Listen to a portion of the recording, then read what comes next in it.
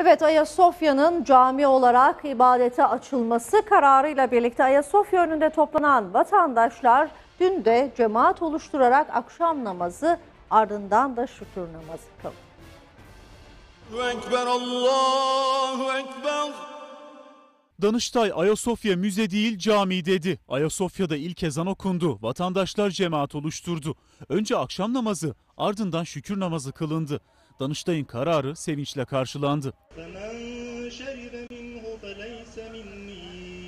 Danıştay 10. Dairesi İstanbul'un simgeleri arasında yer alan Ayasofya'yı müze yapan 1934 tarihli Bakanlar Kurulu kararını iptal edince yüzlerce vatandaş soluğu Ayasofya Camii'nde aldı. Sevinç çığlıkları yükseldi. Ve 86 yıl aradan sonra ilk ezan, eller semaya açıldı, dualar edildi. Tarihi an cep telefonu kameralarıyla kayıt altına alındı. Türk bayrakları açıldı.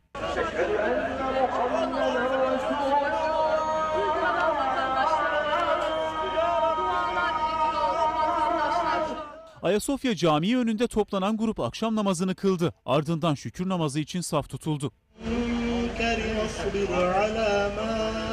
Ayasofya Camii'ndeki bu sevinç İstanbul Anadolu yakasındaki Çamlıca Camii'ne kadar uzandı.